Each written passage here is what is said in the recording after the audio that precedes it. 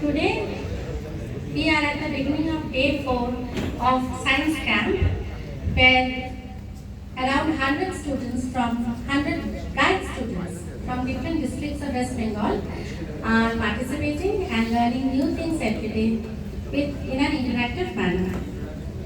Today, I have the honor to introduce Professor Jyotirmoyee, who has received her PhD in Organic Chemistry from IIT Kanpur, India, under the guidance of Professor F.A. Khan.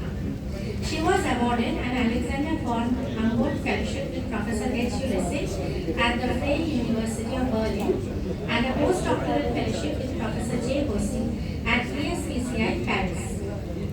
She also received a Marie Curie Fellowship with Professor S. Balasubramanian at the University of Cambridge, UK. In 2009, she joined ISER Kolkata as an assistant professor and is currently working as a senior professor at the ISES Kolkata. She has been awarded the DST Swarna Jayanti and DBT Wellcome Trust Fellowships and Shanti Swarup Bhatnagar Prize CRSI Bronze Medal. She is also a fellow of Indian Academy of Sciences, Bangalore. Her research focuses on the structure and function of nucleic acids for therapeutic applications, organic synthesis, and supramolecular chemistry. She has guided more than 22 PhD scholars and published more than 145 research articles. Madam, I welcome you on stage, and I request Dr. Muhammad Muhyiddul Islam to felicitate her. Please, sir.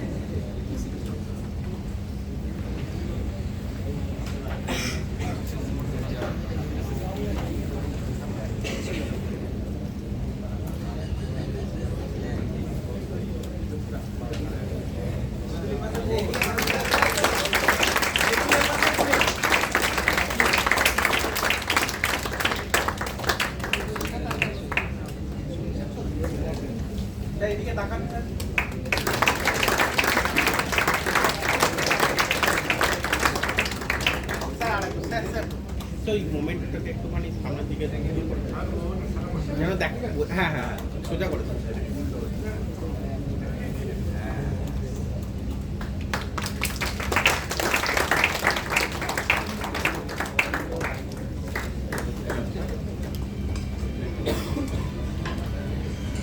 I invite now Professor Jyotirmoyee to give her valuable talk.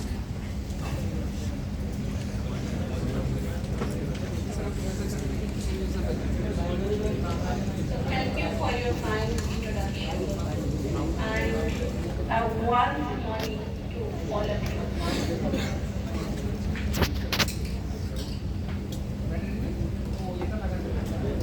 So it's indeed my honor to be here at the science camp organized at Aliah University, and I'd like to thank the organizers for giving me this opportunity to interact with the young budding minds who are the future of our country.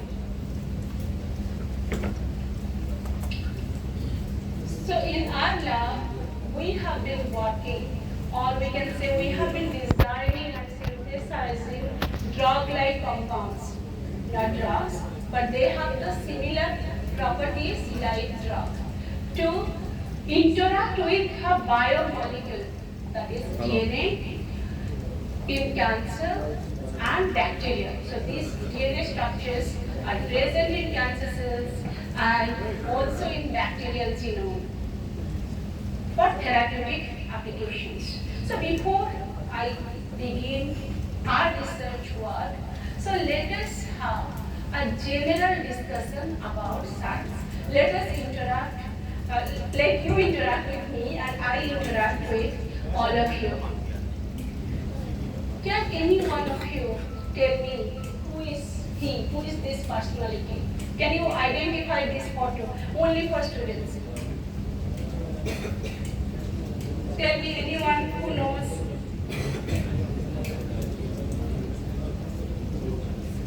Maybe you are right, just say.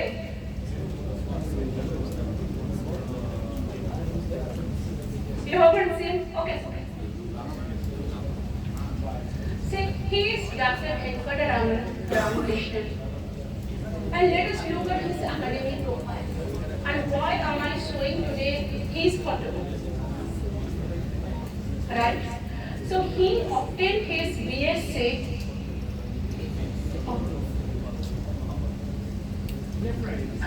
So he obtained his BSc in physics in India, in one of the universities like some of you are studying.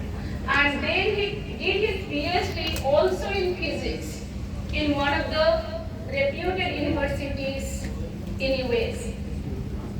Then he again, being a graduate student in physics, he studied or he received a degree in biology. That means he became interested to learn about life, about biological sciences, and continued his postdoctoral research in structural biology.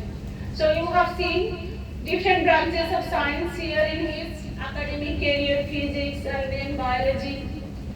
Then you know why is he famous? Because he received the Nobel Prize in chemistry in the year 2009 with another two other scientists. And for what? The structure and function of ribosome. You see, ribosome is something you have studied in biology. But why then he is getting the prize in chemistry? Because the ribosome is the molecular machinery, one of the molecular machine in living system. And this discovery also led to the development of new antibiotics. Okay, so because we know the structure, then we can know the mechanism of action of the antibiotics.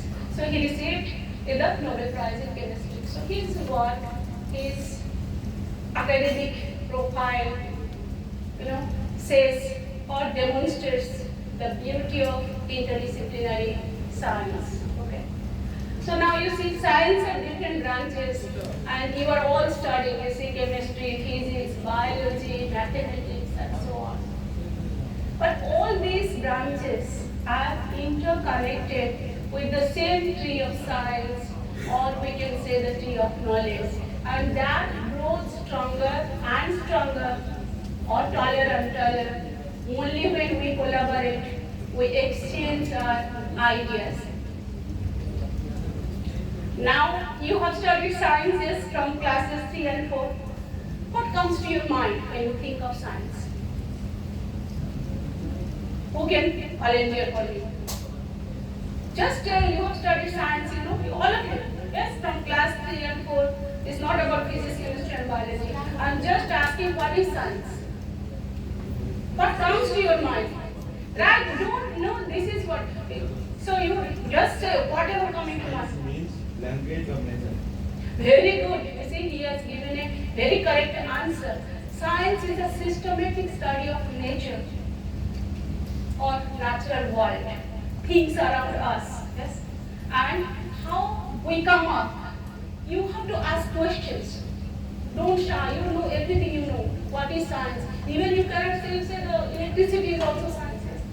Scientific discovery. The presentation I am giving is also an application of science. You can say that anything. And also solving real-world problems. As you see in this meeting room, it's there are many intentions of science. Yes? And then science improves our daily lives, yes? Communications, and the presentations. During our time when we are students, we are making slides and showing all this. Now you see you are just using computer and you can change, modify, and show it. So videos, we are not depending on only writing on slides. And also we can also teach in the classrooms, not necessarily to write all the time. And then I will again ask, can you tell me or think of a scientific discovery that changed the world? Now from this side, one answer I get from this side, one answer from this side. Tell anything you know, anything. Even if I myself said it just before. So tell anything. You all have studied. You know many things, even possibly better than me, because you are now studying, I would have forgotten. By doing research in the lab in a particular area, possibly your knowledge is better than me. I'm telling you, so, remember that. you knows better and more than me. Madam আপনি kindly একবার বাংলায় বলবেন No, ma'am, it is not so.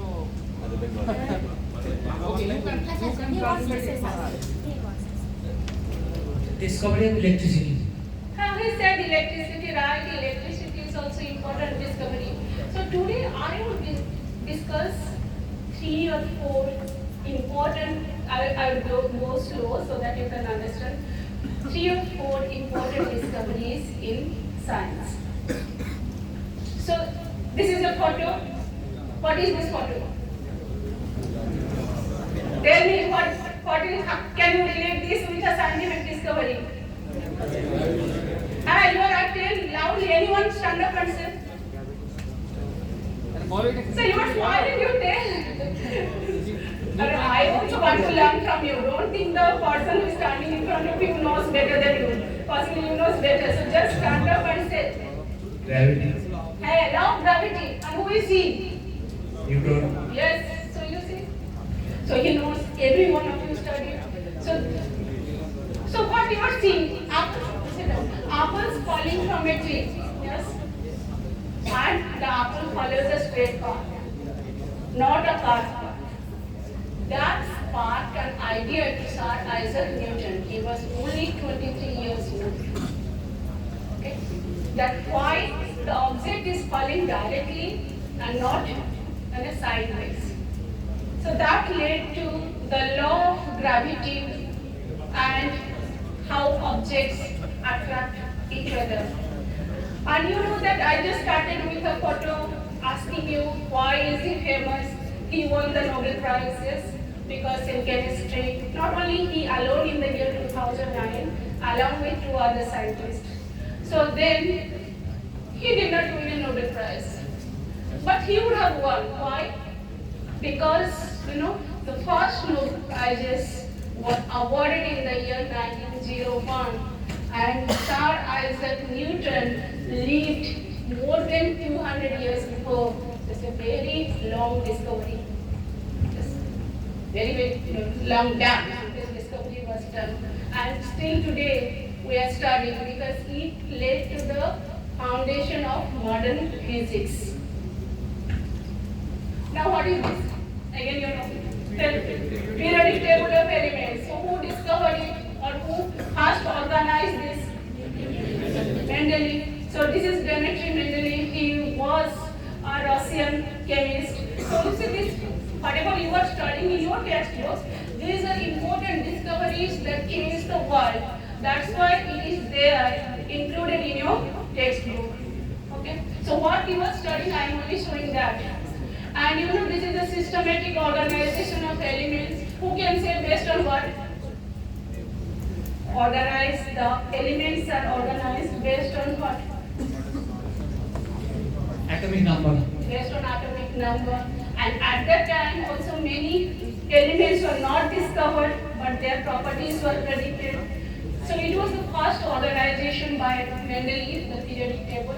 But it's a modern periodic table, the picture you are showing, because there are several modifications after that, based on new elements and all. So that's why the periodic tables are different. Many scientists did many modifications. But the first one was organized by Mendeleev. So these also served as the platform for modern chemistry. So we have discussed 2 different discoveries, one in physics, one in chemistry. Now let's move to one in biology. So who can tell me what led to the development of vaccines and hygiene practices? Who knows? What is this picture? Exactly. What do you see here in this photo? Viruses, bacteria, protozoa. So what are they? They are germs. They are tiny living things, or we can also say microorganisms. So what does the air contain? Who can say me? What does air that we are breathing here? What does it contain? Tell me, air contains from class 3. We are studying the same thing I am showing here.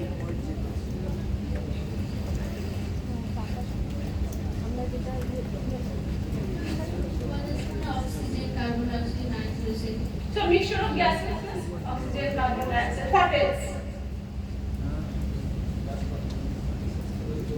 See, I am only asking what you know, nothing new. Dust particles. And what is this picture, what you are seeing? Air also contains these germs. So you know who discovered that? Long back, Louis Pasteur, a French chemist. So air contains germs, and those germs spread diseases. And a specific germ spreads a specific disease. So this was also, discovered long back. And have you had pasteurization of milk? It's a process to kill harmful bacteria from milk, and that name came from the Louis Pasteur. Yes.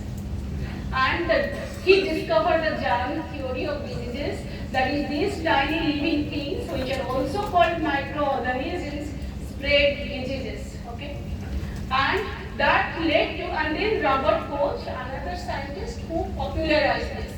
And Louis Pasteur, as we have discussed, 1901 was the year when the Nobel Prizes started.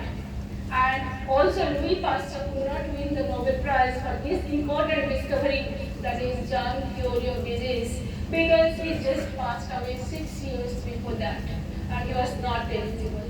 And Robert Koch won the prize for this discovery, which was popularized by him. And possibly you would have studied, or if you want, you can go and see, Google search Louis Pasteur's experiment, how he came to know that germs are present in air, how germs, also spoil your food. This discovery led to the discovery of hygiene practices. We wash our hands. Why? Because germs are present. We have to stop spreading germs. And you see, during coronavirus, that we maintain safe distances. And several times we washed our hands so that we stop spreading the coronavirus. You see these surgical instruments, that sterilization of surgical instruments, it also to prevent these instruments from germs. And that is also led to why we cover our food, or why we warm it up before consuming, because it could be contaminated with germs and we may feel sick or ill. Okay, so this is and then specific actions started so that we can take prevention before the spread of the disease. And this room itself, our rooms, we clean it with disinfectants. You can say phenyl, Lysol.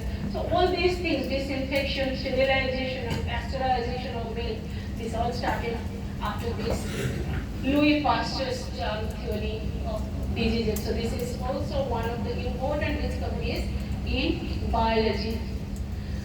Now again, this is an accidental breakthrough of a miracle drug, or we can say the world's first antibiotic. So who can tell me what is the first antibiotic discovered? What is the name of that antibiotic? Very good, penicillin. Who discovered? Who discovered penicillin? Anybody? Say. Alexander Fleming. Very good. Alexander Fleming. And do you know the story? So penicillin was discovered in the year 1928. Who knows this accidental story? Who knows? Who can tell me? Okay, so let me tell you this story. We say to go on vacation. Sometimes vacations are also good. So this is what happened. Penicillin was an accidental discovery. Alexander Fleming, he is also named as Sir Alexander Fleming because of this important discovery. So he was a bacteriologist at St. Mary's Hospital, London. Now we can say microbiologist. At that time he was a bacteriologist. So he left his culture plates, and you see this, you are seeing here, this is petri dish, and here this is bacteria. He was growing yeast or yeast, called Staphylococcus aureus bacteria. And this is a mold. Mold means a fungus. Yes. So when he came back, he observed that one of his petri dish is contaminated with a mold. At the first time, he just discarded the plate, yes, to the bin. But then, just suddenly it occurred to us, to him. So that observation is important in science. Okay. So he observed that there is no bacteria around this mold, while at other places of the same petri dish, there is normal growth of bacteria. So that means possibly this mold is producing some chemicals that kills the bacteria. That was his observation. He did not leave there. He just discarded, just throw it and make again new plates. But rather, he did several experiments to identify what is the mold. He extracted the juice of that mold or whatever the solution, and he observed that the S. aureus, these bacterial strains, are killed. Yes? So that means it shows antibacterial properties, or we can also say antimicrobial, because bacteria is a microbe. So this mold was he identified in Penicillium rotatum, and based on that, the active compound or the drug is named as penicillin. But then he could not even isolate penicillin from the Penicillium rotatum. So many years later, maybe 9 years later, Jane and Flore, who were two other scientists who were working at Oxford University, worked on penicillin isolation, and then all these three, Alexander Fleming, Jane and Flore, won the Nobel Prize in Physiology or Medicine in 1945. Hey, one of you is sleeping, I think. So it's a story, you can enjoy. It's not, I'm not, whatever I'm only speaking that. And I think they gave the Nobel Prize just finding something is killing S. aureus, because it saved millions of lives in World War II. So from the lab, it became the lifesaver. That is, penicillin, something is not coming here the slide. Penicillin transformed the pharmaceutical industries. Look at this slide. During World War I, the bacterial pneumonia death was 18%. But in World War II, it was reduced to less than 1%. Understood? So that is why they won the Nobel Prize in physiology or medicine. And some reports also credit Fleming as saying he did not plan to revolutionize medicine or discover the world's first antibiotic. But exactly that's what he did. Yes? So then I would say here, stay curious, explore everything around you. You never know. A small observation today can change the world tomorrow. Yes? Just like Sir Alexander Fleming. So now let's come to the science part. Penicillin is an active compound. This is a medicine. So it is its structure. It contains a beta-lactam ring, and which is fused with a thiazolidine ring. Okay? And it also contains an acid group and an amide side chain. So chemistry, you have studied, it's the science of molecules, molecular structures, but it's not the only thing, it's only one part. Like organic chemistry, you can say science of molecules or chemical structures. And this penicillin, not only isolated from the mold Penicillium notatum, but one can also synthesize in the lab. And then how it works, why it kills the bacteria. And it also selectively kills S. aureus, because it binds to the proteins present in the bacterial wall and weakens the cell wall. Once the cell wall is weakened, so the cell is ruptured, and that leads to the death of bacteria. So biology is understanding life. Yes. So in this part, you see chemistry complements biology and medicine. Somehow this is not compatible cutting down some of the title of the slide. So in this slide, you see chemistry complements biology and medicine. Yes, both. So the discovery of penicillin is also an interdisciplinary science where you are single molecule going and killing this biological life that is understanding life, yes? Because this is also how the mechanism that why it kills and how it kills.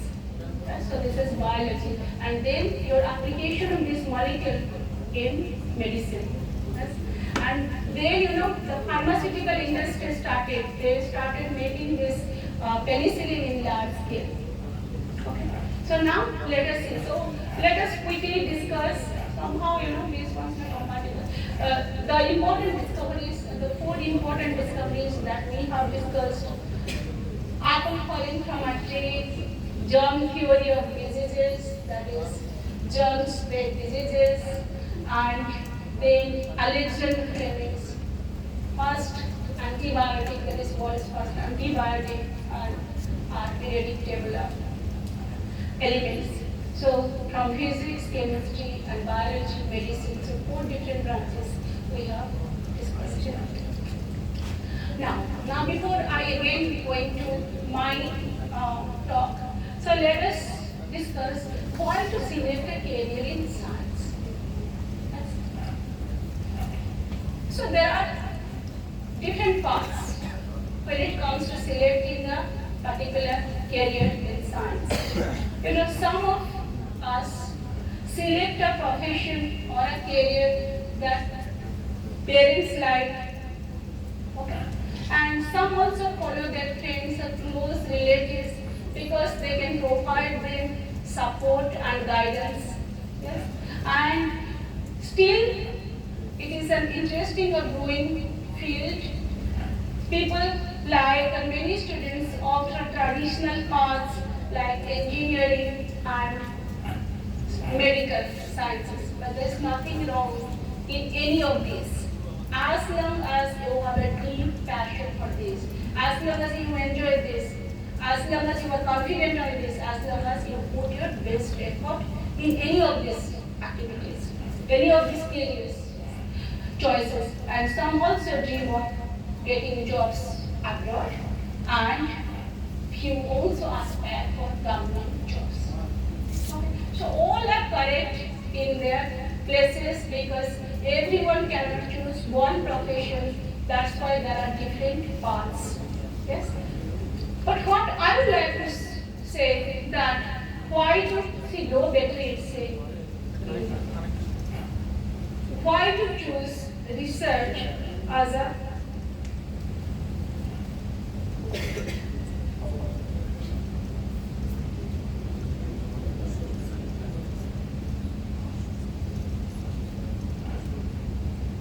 why to choose research as a career? So I am trying to say that research could also be an alternative career. And why am I saying? Because research as a career, opens doors for innovation across disciplines. You have just seen the discovery of penicillin, chemistry, physics, biology, and Sir Venkataraman. Yes, physics, biology, winning prize in chemistry. So we can also solve global challenges like public health, like penicillin solved at that time, and also climate change. And moreover, if we have an idea, we can also start up. We can also make a startup company, yes, and that could also boost. Then that could also boost the economy of our country, and we can also provide jobs to millions, rather than searching for jobs for ourselves.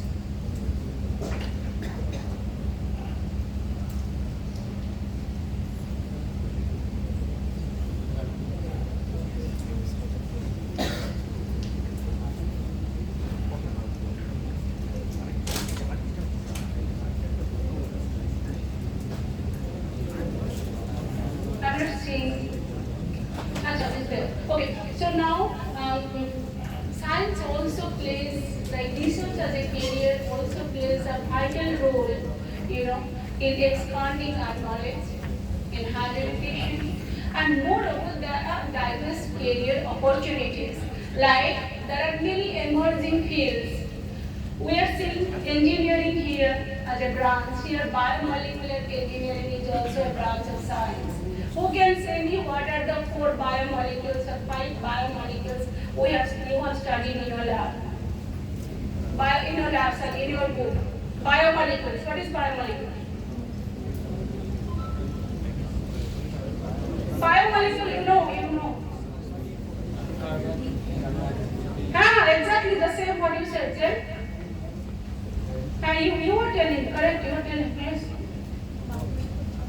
Carbohydrates. Hey, very good. Carbohydrates, nucleic acids, lipids, nucleic acids. So we can change the nucleic acids, DNA and RNA structure. We can change and modify protein structure, and we can look for new function. We can also make a new cell. And another similar branch is synthetic biology, that also combines synthesis, biology and engineering together. And we can make even new cells.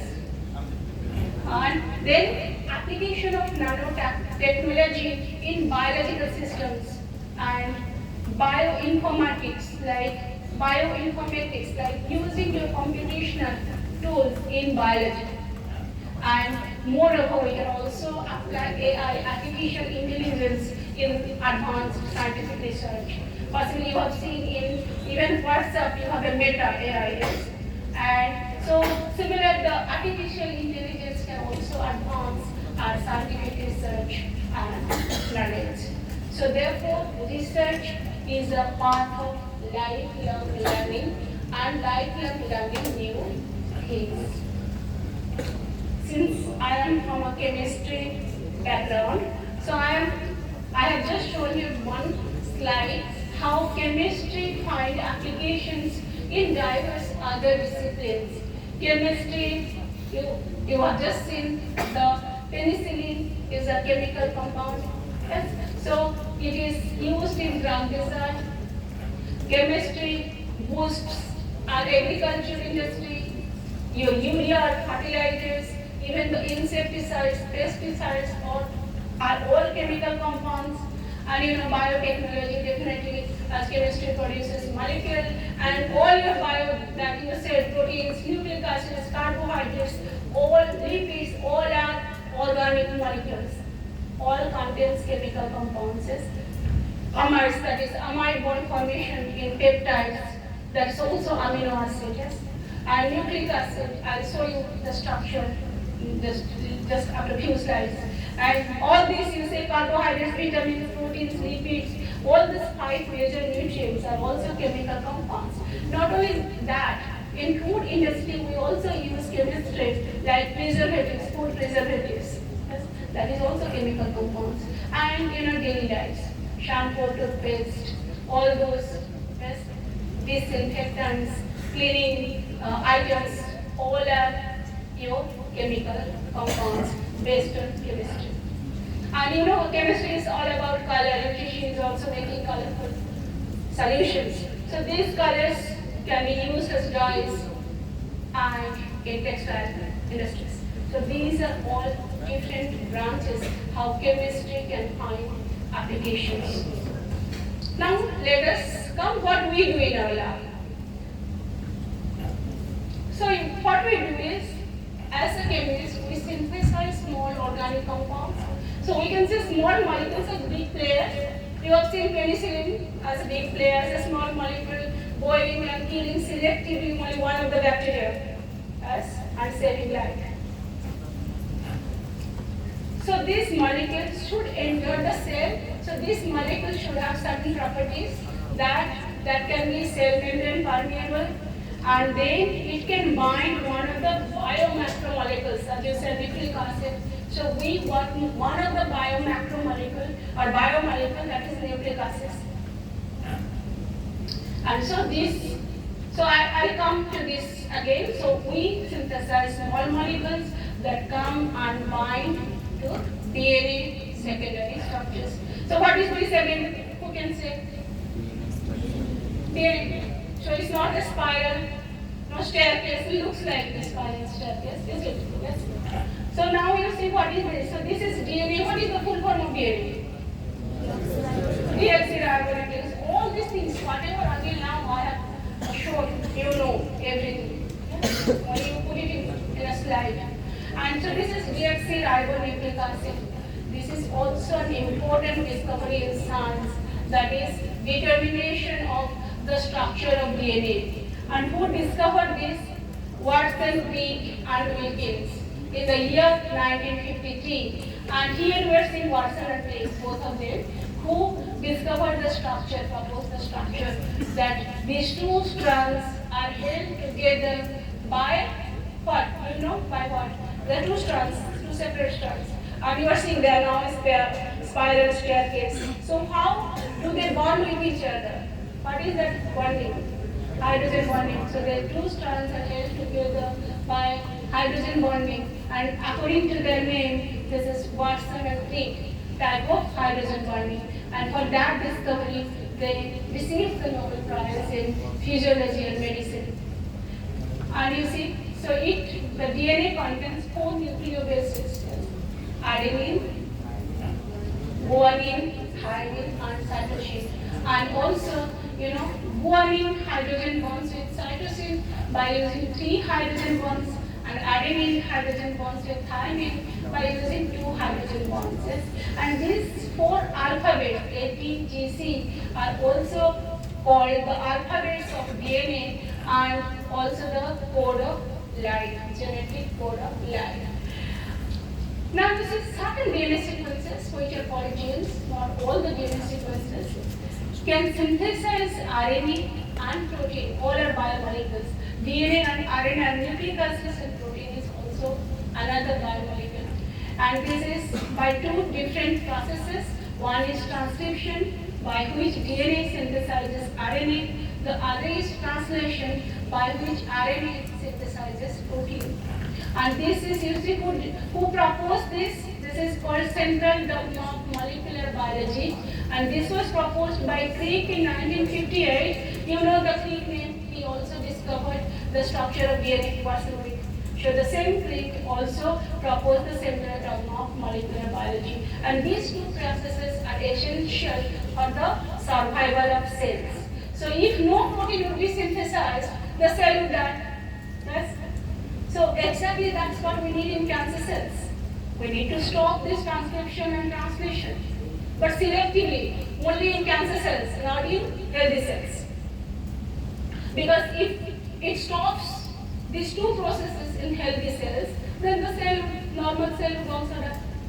Exactly. So now you see there is a DNA binding drug, which is also called Aliah ligand.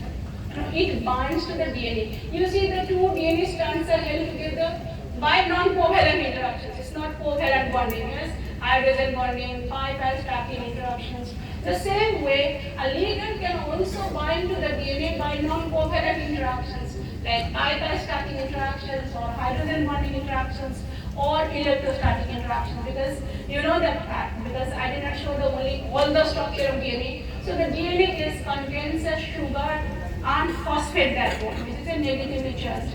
So if you have a positively charged compound with amine side chains, it would interact with the DNA by electrostatic interactions.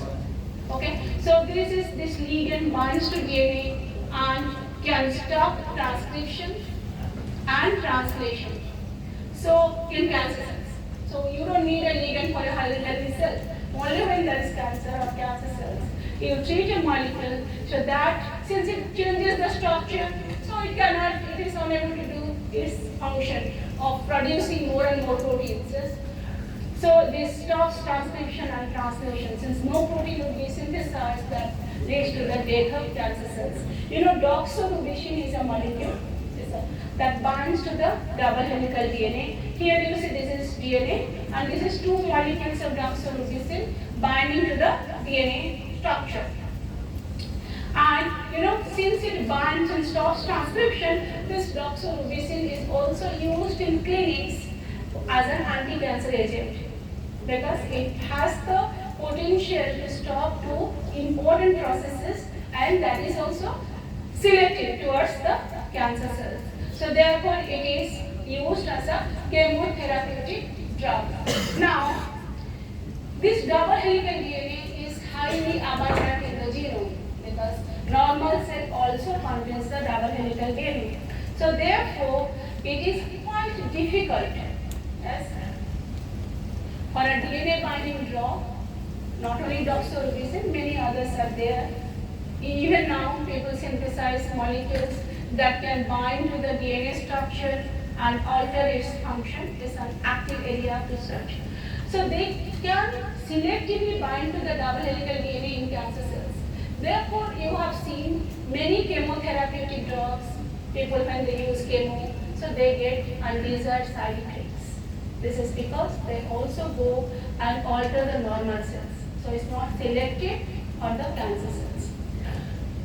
So therefore, we need to identify other targets. See, DNA is not the only target for cancer therapy. There are many other protein-based targets are also known that you can just inhibit protein synthesis. There are also RNA binders are known where you can stop translation. So there are many different processes are known. But anyway, this is also one of the important process or early target. One of the early target for cancer is double helical DNA. So in our lab, we look at alternative DNA structures other than this double helical DNA. And one such unique structure is the DNA quadruplex. You see, this is the DNA structure. Here you are seeing, so it would be also like this double helical. So a G-rich DNA sequence, now certain DNA sequences contain G-rich sequences. So that sequence can adopt, can fold itself and form this G quadruplex structure, and its complementary C-rich sequence, so there will be another C-rich sequence. It can also adopt another secondary structure. It's called secondary because main structure, when it comes to DNA, you think it's double helix. So there are, but DNA can adopt many other structures. And I'm showing you two different structures that we have been working in our lab. And these also make another folded structures which is called IOD. Let us see the structure. So when guanine-rich sequences, can adopt this type of structure in the presence of metal ions, like G quadruplex structures, and other basic features, they contain O-planar arrangement of 4 guanines. You know guanine hydrogen bonds with cytosine in double helix. But in this case, guanine hydrogen bonds is there. So then this is not Watson-Crick type of hydrogen bonding.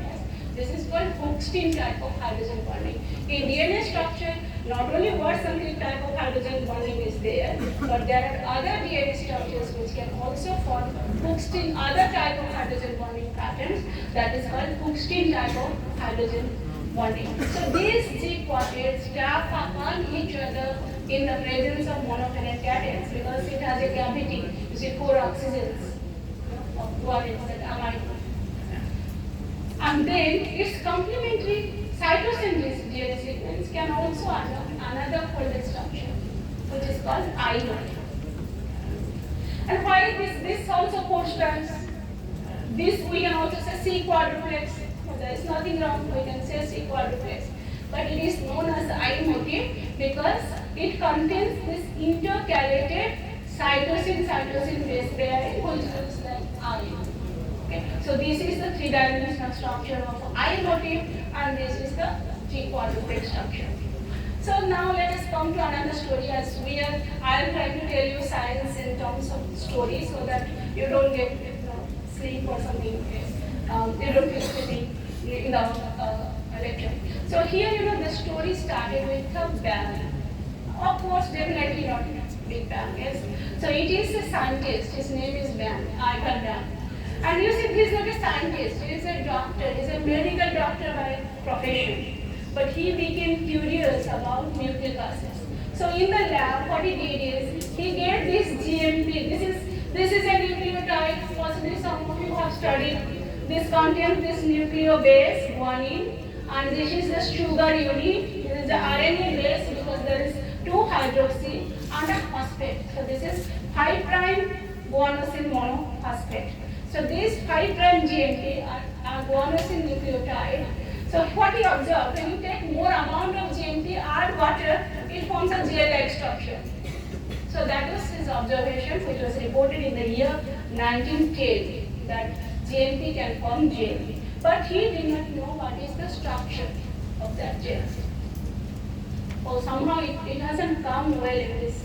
Possibly in my laptop it would be better. Anyway, so this guanosine, no, it was in 1910, and then 5 decades later, 50 years after, so this scientist Davis, he discovered that that gel contains this G-quartet-like assembly because the hydrogen bond guanosine and stack upon each other, and in the presence of cations like sodium and potassium, it can form even a stronger gel. So this is the structure which is present in the gel, and therefore that GMP can form a gel-like structure. So then again nothing come back. So you remember, you see this is 1962, at that time also G quartet is now known. And 1952 you have seen Watson discovered the double helix. So it's around the same time. Even much before 1910 someone identified that this type of structure can exist.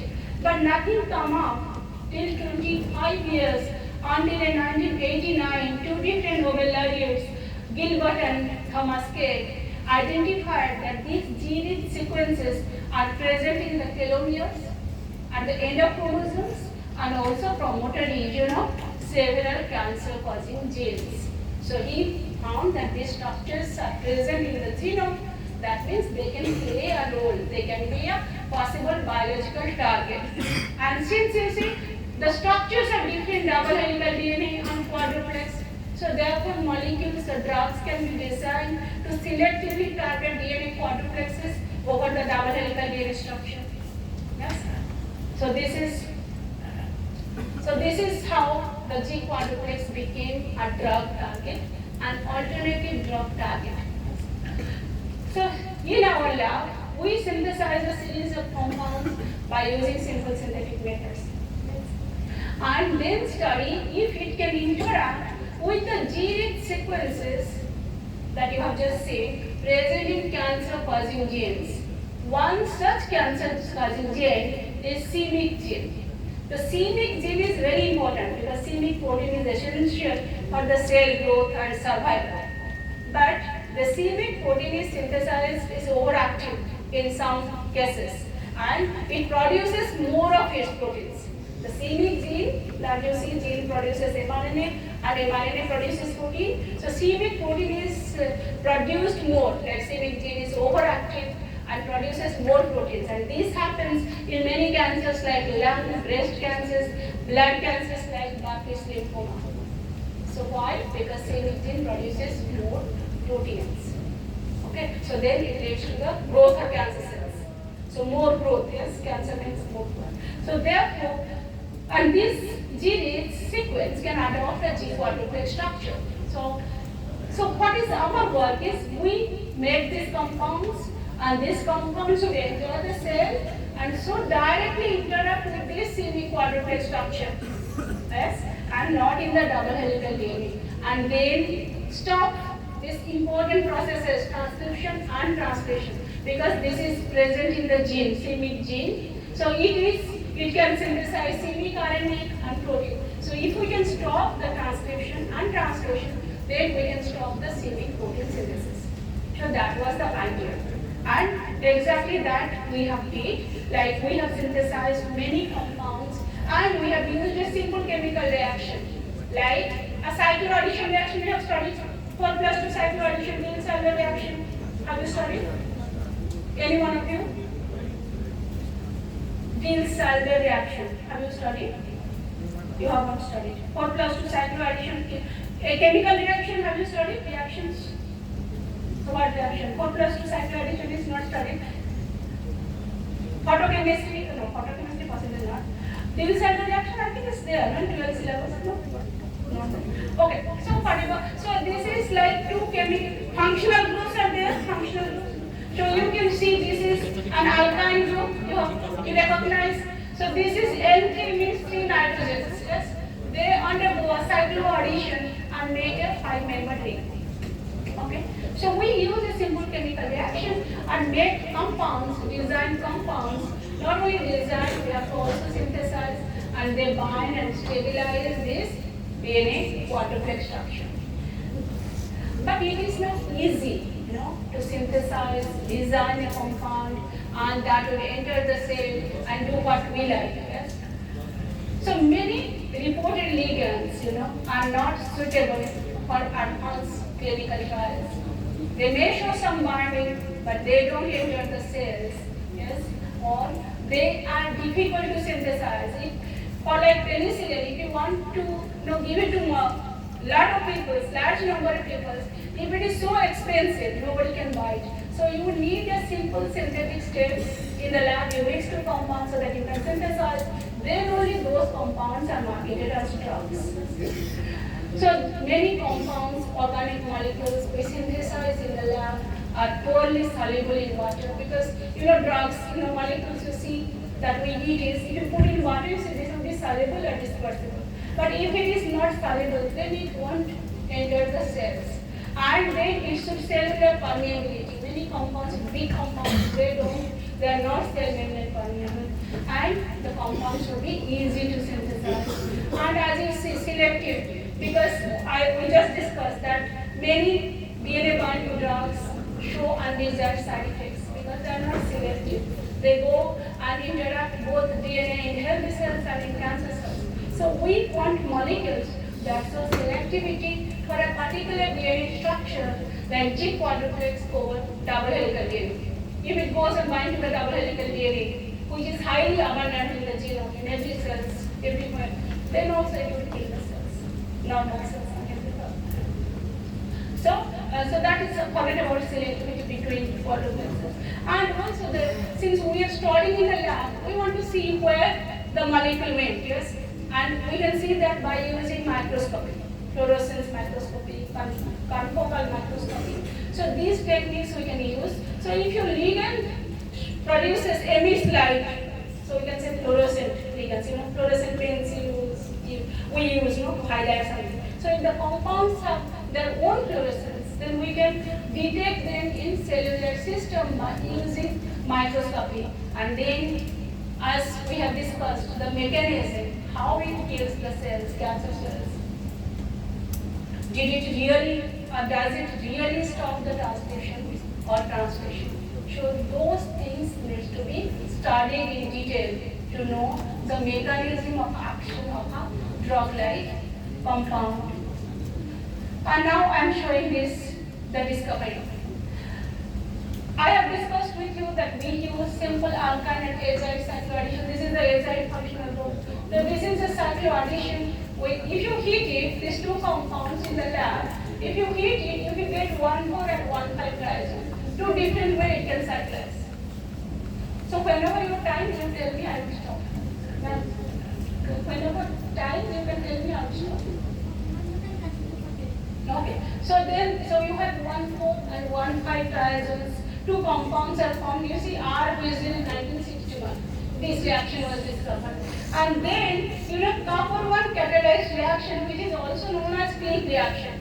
Why click? Because you just add it, you get the compound, no byproduct. You can use water as a medium. We are not using organic solvent, so that we are not doing pollution or something in our lab.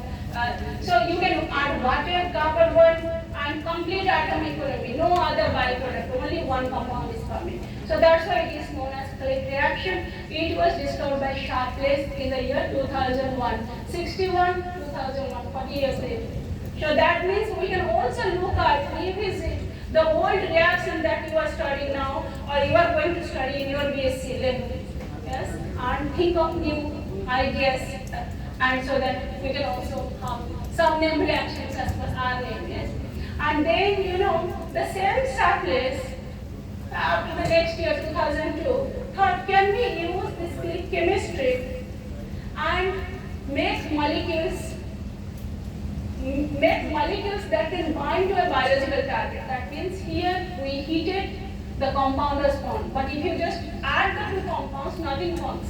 You need heat or you need a catalyst like copper 1.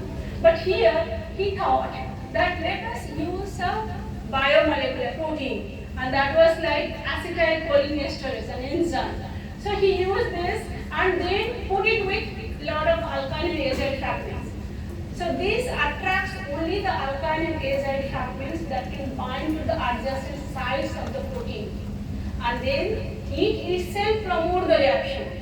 It doesn't need any metal. And the product is, the triazole compound is formed. Okay. So this, and since the enzyme promotes this cycloaddition reaction, then only those compounds are formed that can bind to the target. Otherwise, in this case, you can make any alkyne and azide, make a triazole. But in this case, only those triazoles would form that can bind to the enzyme. Yes? So that means we can identify small molecule binders for enzymes or DNA by using this method. Yes? And that will be highly selective. So that was our concept. And then, another strain promoted 1,3-dipolar cycloaddition was used here also. We don't need any copper. Only the strain of this cyclooctane ring can promote this reaction. And this reaction was used to label glycans and to study membrane dynamics by Bartozzi and co-authors. So I'm showing you how the chemistry developed. Yes? That a single alkyne and azide cycloaddition heating, producing two compounds, to use a copper catalyst to make one compound, then use a molecule of protein and synthesize this inhibitor, and then use it in cells directly, use alkyne and azide in the cells, and the cell synthesizes the compound. That was, and the Bartozzi also turned the word bio-orthogonal chemistry, means the reaction, that alkyne azide cycloaddition, that takes place directly in cells without affecting other biomolecules or biological processes. That is called bio-orthogonal chemistry. And for that discovery, Bartozzi, Mendel, and Sharpless, all these three won the Nobel Prize in the year 2022 for the development, the pioneering contributions to peak chemistry and bio-orthogonal chemistry. So since I do not have time, I will go this topic, that is what are the salient features of bio-orthogonal chemistry. But let us come back to this reaction that enzyme synthesizes its own inhibitors. Then this was used for protein-based targets, not nucleic acid-based targets. So this is Peter Durban, who is a professor at California Institute of Technology.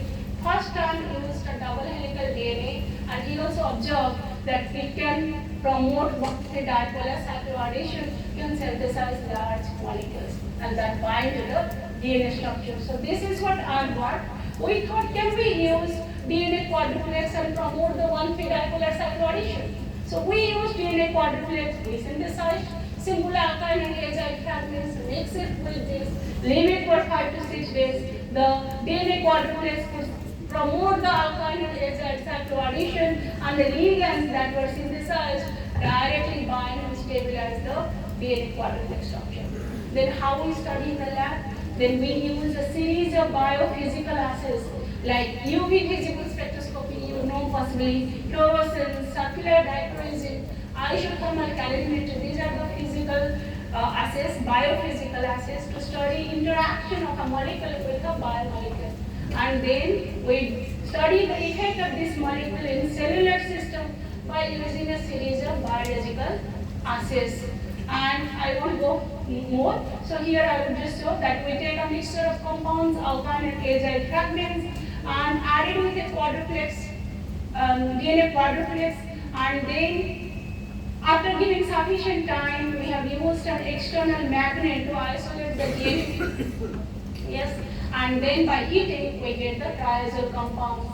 So I will just, because time is short, so by using this process, we have identified a triazole compound. These can bind and stabilize the CME quadruplex and inhibit transcription in cancer cells. And this work was highlighted in Nature India, that you can use a nano platform that helps discover anti-cancer drugs and a quick approach to cancer drug discovery. And the same method could also be used to synthesize macrocyclic compounds. And I would just like to show you one small video in this. Can you just play that video, anyone here? So this play.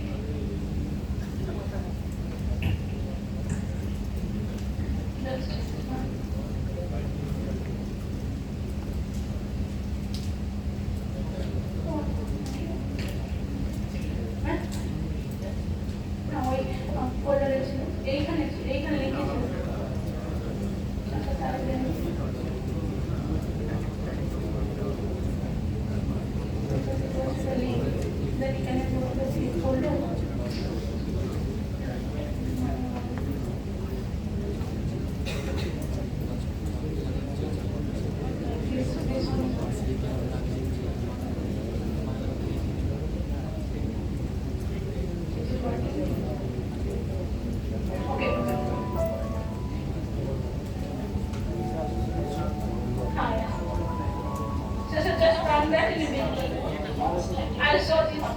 अच्छा दिखे का इतने बंद कर दो. Audio use करो. Mute हो जाओ. Volume.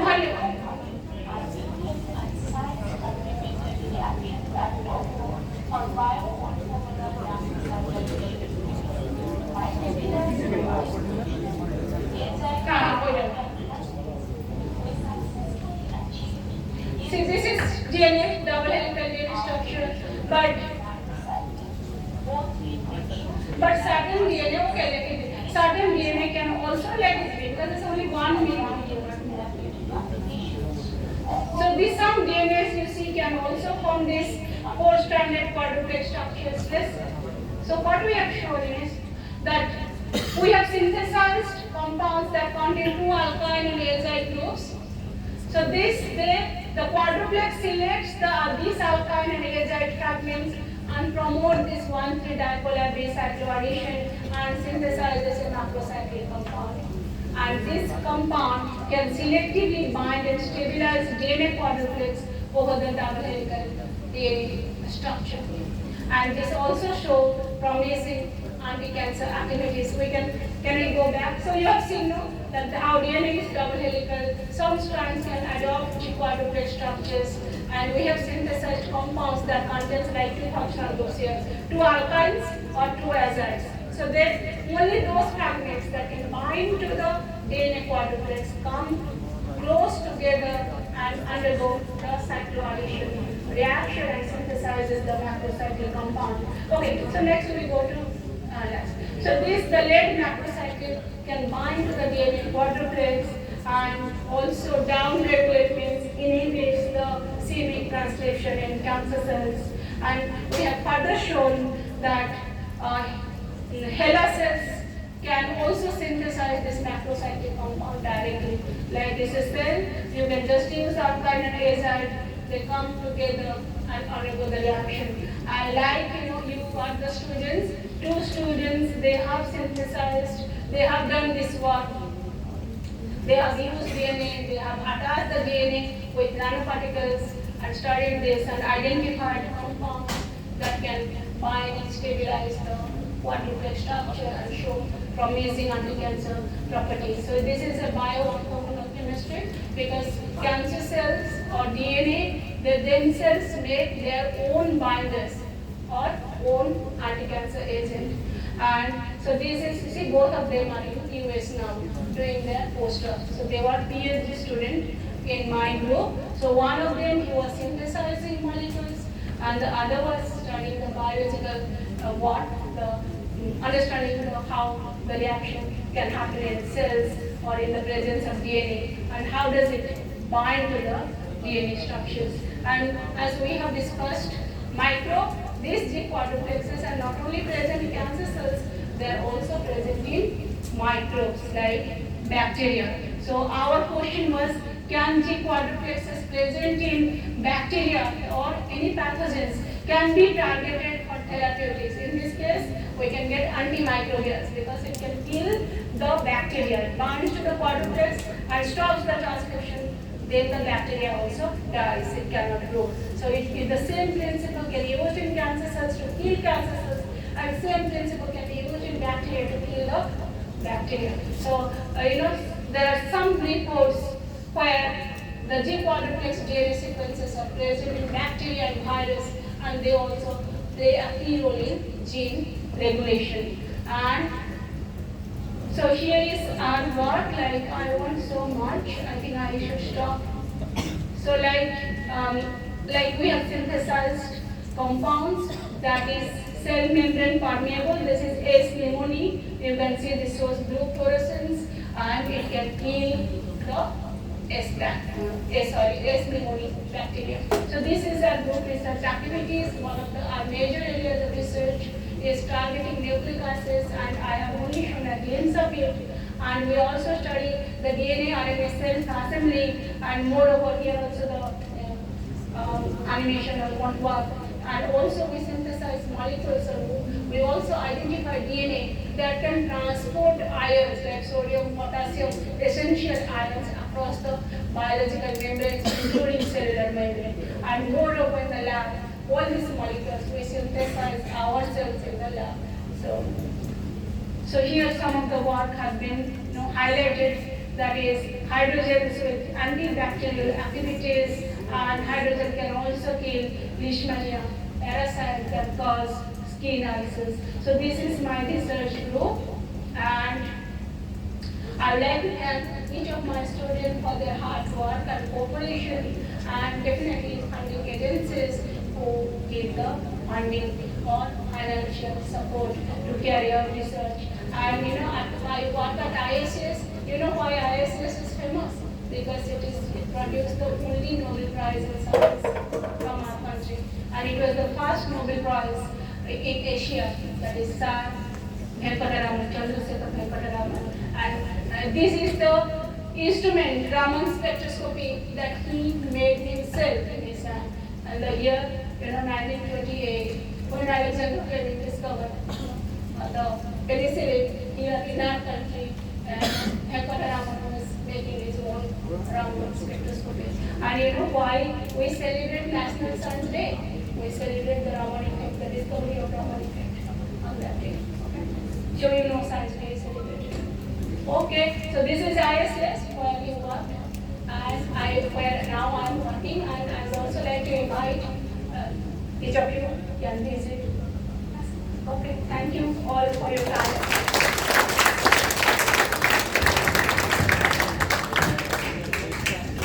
So students, Madam has so wonderfully described some important scientific discoveries and corresponding Nobel Prize winners with beautiful stories ultimately leading to the discovery.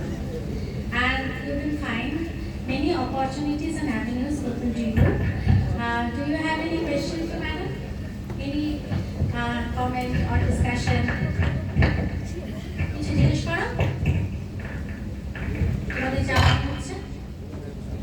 And as I say, always ask questions, because you know better. As I said, you know better than me. Many of those things. Ma'am edible vaccine কিভাবে Sorry.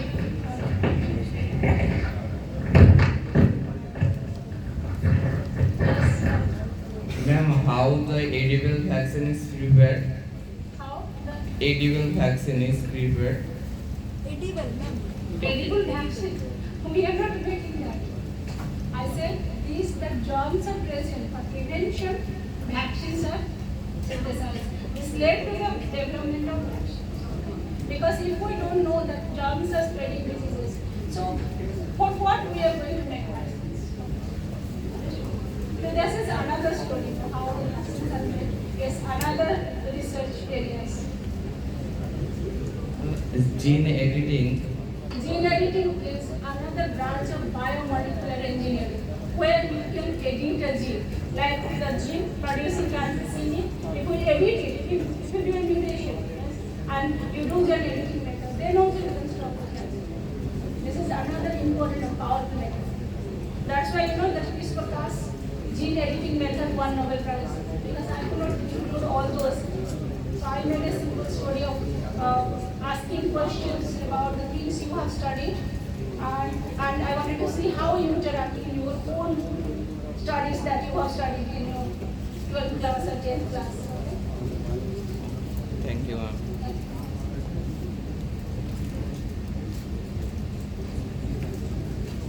আপনি যে সাইক্লোঅ্যাডিশন এই রিঅ্যাকশনের অর্থগুলো chemistry সম্পর্কে বলে এগুলো আমাকে আরেকটু বললে ভালো হয়। Cycloaddition means it is addition. Yes. Like you have 4, 5 electrons, like butadiene, butadiene and ethylene.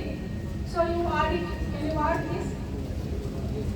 So then if you add then this electrons moving from this side to that side and you are getting 6-member ring. So if you think of a 6-member ring, how to synthesize a cyclohexene, you can think of a Diels-Alder reaction. Okay? Even a benzene ring, you can also think of a cycloaddition reaction and then oxidation. And the same way, if you think of a triazole nitrogen containing ring, you can think N3 and cycloaddition. So instead of 4, we are using 1,3 dipole as cycloaddition, 2 plus 3. That means you can think. So in that way, alkyne and this azide can undergo cycloaddition. Bioorthogonal, this is not why it is used orthogonal. That means alkyne goes to azide only in reaction. So in the cells, so there are many other functional groups. In the, you are seeing the DNA, it has also nucleobases. It's not going anywhere, it's only reacting, the alkyne is going and only reacting with the azide. So that's why it is orthogonal. And little bit if you know about this, I thought 12 standard is studying Diels-Alder reaction, you can just do but 4 plus 2 cycloaddition, 1,3 dipole cycloaddition, then you can write. Okay, and bioorthogonal chemistry, but so do orthogonal chemistry. Why it is called orthogonal chemistry? Okay, why is it called bioorthogonal? That you can little bit. So that is why it's a simple reaction where no electron is lost, no atom is lost. This is called atomic economical. Because many reactions you give A plus B, then you get C plus D. B is lost, water molecule is lost. But in this case, nothing is lost. All are there in the product. A plus B, C. C contains all the things from A and all the things from B. Okay, so that is why this is one of the atom economical reactions. So the reactions that produce only single product are used in bioorthogonal chemistry. Otherwise, if it produces other byproducts, it only with the cellular system. And it will happen. So that is the reason this time the bioorthogonal chemistry also important very few reactions are known that are biocompatible. Means you can do in the lab using catalysts like copper. Copper can also kill cells. If the reaction cannot work alone, then this reaction cannot happen in cells. Okay. আর কেউ কিছু বলবে? Ma'am, can you share your email ID so that I can share? Okay. Then I will.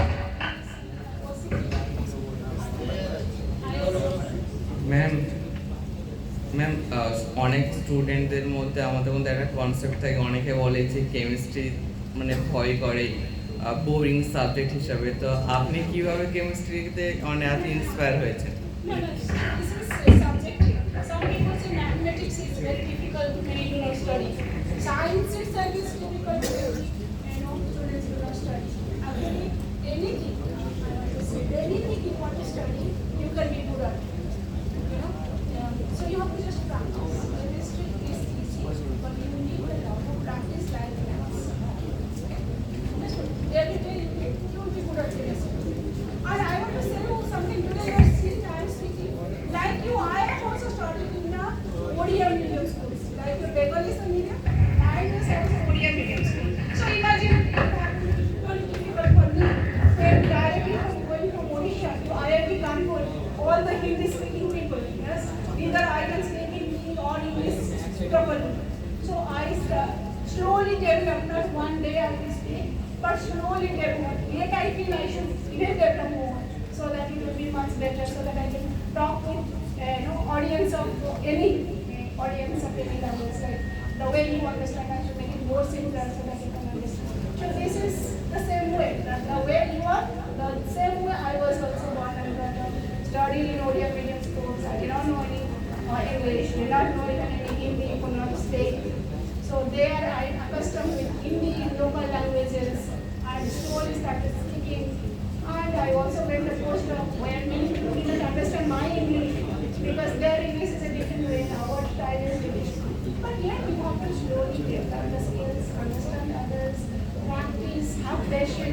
spend time.